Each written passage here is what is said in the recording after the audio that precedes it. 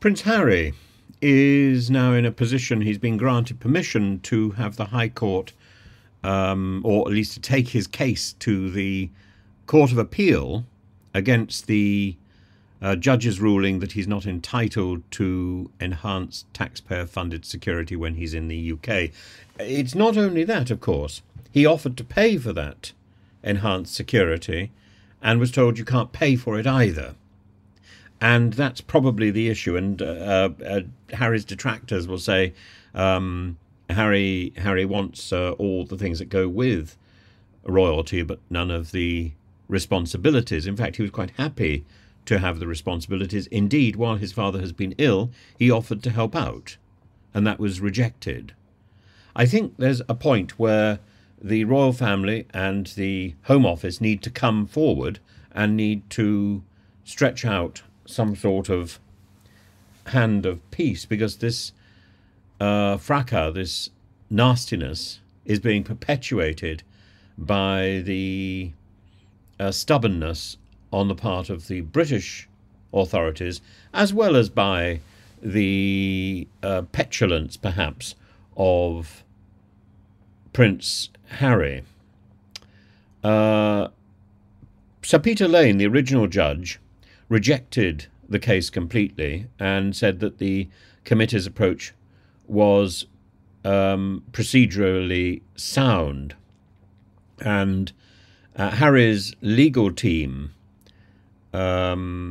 challenged the February 2020 ruling by the Executive Committee for the Protection of Royalty and Public Figures, RAVEC. But it's a part of the Home Office, and when you come down to it, the gripe that I have is that so many of the problems emerge from the Home Office. The Home Office controlled by a series of self-obsessed twits. Suella Braverman, Priti Patel, Theresa May. I was going to add Amber Rudd, but I shouldn't, because I've met Amber Rudd and I rather liked her.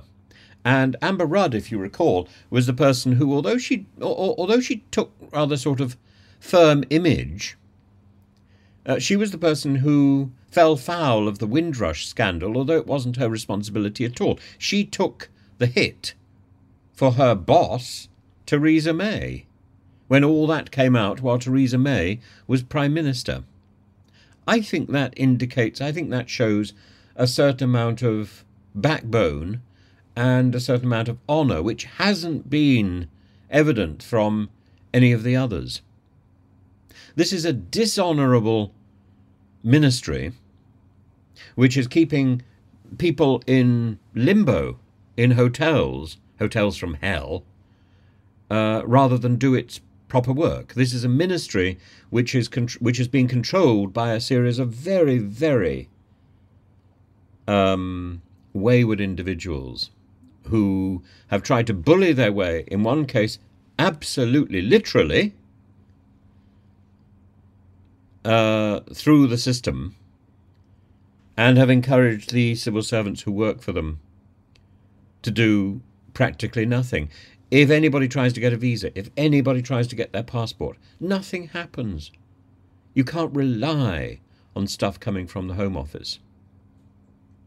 And all you can rely is nitpicking and nastiness. And of course that's passed on through the telephones to every other institution of authority, whether that's a phone company, an insurance company, a bank, or whatever it is. It's a nightmare. And the mistakes they make, they're very reluctant to own up to, or indeed to correct, because you get transferred to a complaints department which will, at the very most, admit, ah, yes, we've made a mistake, so sorry, here's £10 compensation. But because of that mistake, so many other things have occurred.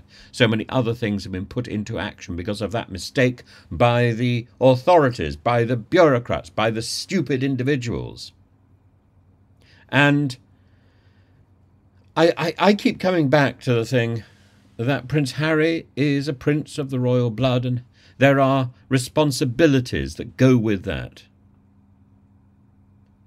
And to wipe our hands of that responsibility, I think is absolutely wrong. And yeah, he faces significant legal costs at the moment. I think it's estimated that he faces £1 million legal bill at the moment.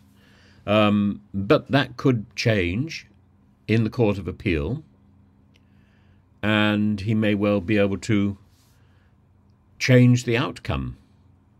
Maybe with a change of government, maybe with a change of Home Office, maybe with a new look at these things, there may be a new approach.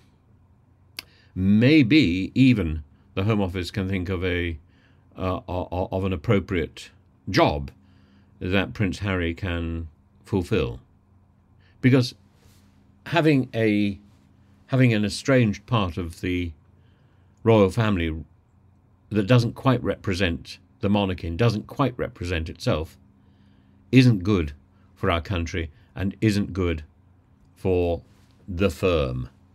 And Prince William needs to recognise that, and his father need to recognise that, and Prince Harry need to recognise that. It's almost a point where you just want to bring heads together. But at the same time, the legal system and the Home Office have acted to perpetuate a state of chaos which is utterly abhorrent.